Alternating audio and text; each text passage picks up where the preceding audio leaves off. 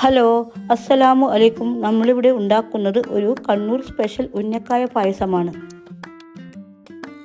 അതിനായി നമുക്ക് ആദ്യം വേണ്ടത് ഉന്നക്കായയുടെ ഫില്ലിംഗ് തയ്യാറാക്കാം. 3 മുട്ട, 3 സ്പൂൺ പഞ്ചസാര ഇട്ട് മിക്സിയിൽ നന്നായി അടിച്ചെടുക്കുക.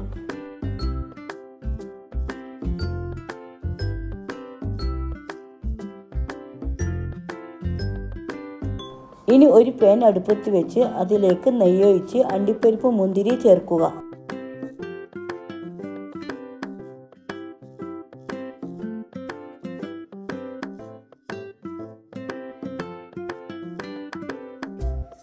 മിക്സിയിൽ അടിച്ചു വെച്ചിരിക്കുന്ന മുട്ടയും കൂടി ഇതിലേക്ക് ചേർത്ത് നന്നായി ഇളക്കിക്കൊണ്ടിരിക്കുക.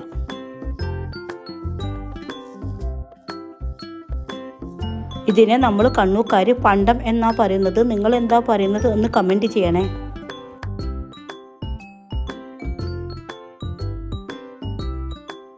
ഈ ഒരു പരുവമായി കഴിഞ്ഞാൽ തീ ഓഫ് ചെയ്ത് മാറ്റി വെക്കാം.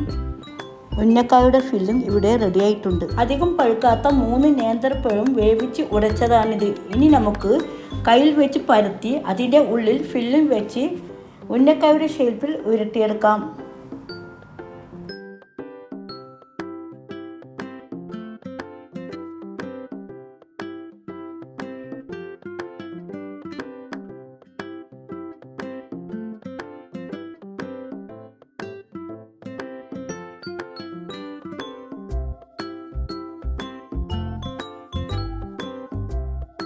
ഇനി ഒരു പാൻ അടുപ്പത്ത് വെച്ച് ആവശ്യത്തിനുള്ള വെളിച്ചെണ്ണ ഒഴിക്കുക. അതിലേക്ക് ഉണ്ടാക്കി വെച്ചിരിക്കുന്ന ഉന്നക്കായ ഓരോന്നായി ഇട്ട് കൊടുക്കുക. ചെറിയൊരു ബ്രൗൺ നിറമായി കഴിഞ്ഞാൽ നമുക്കിത് കോരിയെടുക്കാവുന്നതാണ്.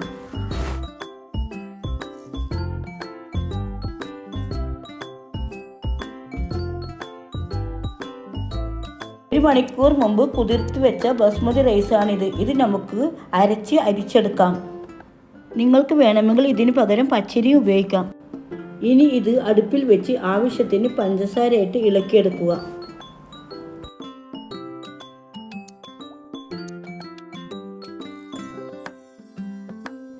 അര ലിറ്റർ പാല് കൂടി ഒഴിക്കുക.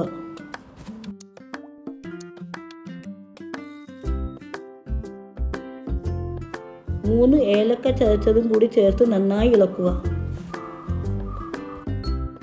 ഒരൽപ്പം ഉപ്പ് കൂടി ചേർക്കുക. ഇനി നമുക്ക് 25 ഗ്രാം വേവിച്ച കടലപ്പരിപ്പ് കൂടി ഇതിലേക്ക് ചേർക്കുക. ഇനി നന്നായി കുറുകി വരുന്നത് വരെ ഇത് ഇളക്കിക്കൊണ്ടിരിക്കുക.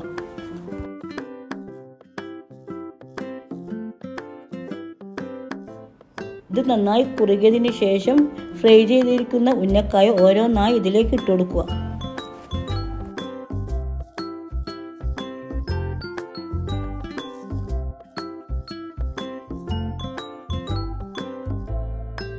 ഒരു പാൻ അടുപ്പത്ത് വെച്ച് അതിൽ നെയ്യൊഴിച്ച് അണ്ടിപ്പരിപ്പും മുന്തിരിയും വറുത്തെടുക്കാം.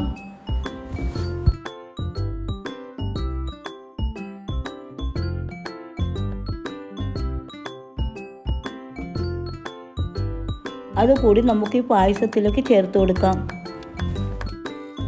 സ്വാദിഷ്ടമായ ഉന്നക്കായ പായസം ഇവിടെ റെഡി ആയിട്ടുണ്ട്.